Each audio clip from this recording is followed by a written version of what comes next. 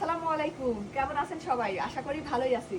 আজকে মহা ব্যস্ত আপনারা শাকিলা আপু, কারণ বাপ মেয়ে যেখানে লাভবান হব সেখানে বাপ আছে। এবার আমি সুন্দর করে গাছ গোছালি লাগাইছি, সেই গাছগুলো এত সুন্দর হয়েছে। আর আমরা আজকে মাছা দিচ্ছি, এটাকে জাংলাও বলতে পারেন। আজকে জাংলা দিব, আব্বা পিড়া বানাতে পারে সেটা বানাবো, সাথে একটা মুগরও বানাবো। পিড়া কি জানেন সেটা আমি দেখাচ্ছি। অনেকে এটা অন্য ভাষায় বলেন, আমাদের নাটোরের বলে হচ্ছে ফিরা, আর মুগর কি সেটাও দেখাচ্ছি। চলেন, আব্বা বানাচ্ছে হচ্ছে আগে মুগর আর ফিরা, আর আমি এটা করতেছি।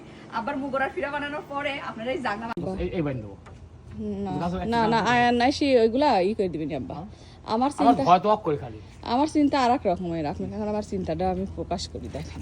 এটি এই সাথে ওই নিচে না দিয়ে না এর উপর দিয়ে এটা একটু লোয়া গানবো লোয়া সাথে বেন দিন এই পাশ থেকে এই পাশে আসলে জায়গা নাই না। এই ফিট গান আছে, এই ফিট শুধু খালি দাম দেওয়া আছে।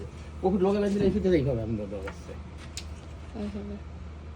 এই গোড় দিতে দিয়ে আব্বা মাছ আবার জাংলা যেটাই বলেন না কে সেটা দিচ্ছে, আর আমি আপনারা আমার এই শাকগুলো একটুখানি দেখাচ্ছি। দারুণ সুন্দর হয়েছে।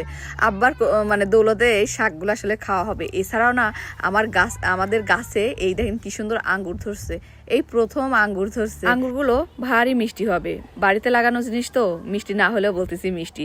আয়নের বিড়ালও আমাদের সাথে কাজ করতেছে। চলেন একটা জিনিস দেখাই। এই দেখেন, আমেরিকাতেও বাঁশ পাওয়া যায়, এটা কিন্তু বাংলাদেশের বাঁশ।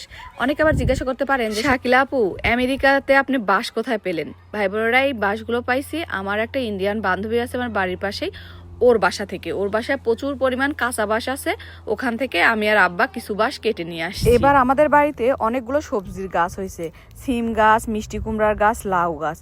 যদি এবার সবজি ধরে অনেক ধরবে, তাই তো 3 থেকে 4টা মাছা আমরা আজকে দিচ্ছি। আমাদের মাছা বানানো দেখে আমার বড় অফিস করা বাদ দিয়ে দেখতে আসছে যে বাপ মেয়ে কিভাবে মাছা তৈরি করতেছে। আমি আর আব্বা বুঝতে পারতেছিলাম না কোন পদ্ধতিতে আসলে এই মাছাটা তৈরি করা যায়। তো আমার বড় একটা বুদ্ধি দিছে, ওই বুদ্ধি অনুযায়ী আমরা এই মাছাটা তৈরি করতেছি। দেখেন কি সুন্দর হয়েছে ফাইনাল লুকটা। আব্বা খুব শক্ত করে এই মাছাটা তৈরি করে দিচ্ছে, যাতে 2-3 বছর বলে যায় না যাবে কিনা, কিন্তু আব্বার হাতের মাছাটা যখনই দেখবো তখনই মনে পড়বে আব্বার কথা, যখন আব্বারা আমার বাড়ি থেকে চলে যাবে। এই কারণে আরো বেশি করে সুন্দর সুন্দর মাছা তৈরি করে দিচ্ছে। চলেন এবার পিড়া আর হলো মুগর কিভাবে বানাচ্ছে সেটা আপনাদের দেখাই। আব্বা আপনি কি করতেছেন? এটা পিটি একটা মুগুর বানাচ্ছি।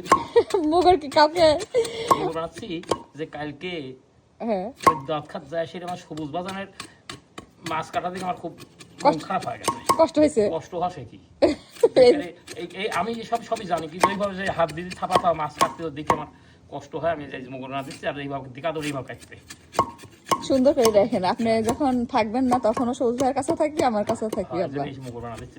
ভালো। এই না হলে হচ্ছে গান আমাদের দেশের নাটোরের মানুষ কত দয়া মায়া, উত্তরবঙ্গের মানুষের যে দয়া মায়া বেশি তার প্রমাণ হচ্ছে আমার আব্বা।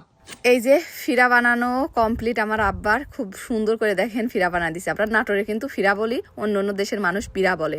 ফিরার ভিডিওটা আসলে করতে পারিনি কারণ আমার মেয়েকে টেক কেয়ার করতে গেছিলাম, তাই মাঠে বসে বসে সবসময় কাজ করি।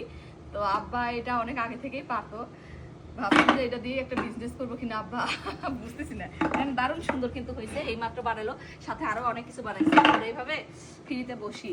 কারা কারা এটাকে ফ্রি বলেন নাকি পিড়া বলেন একটু জানাবেন।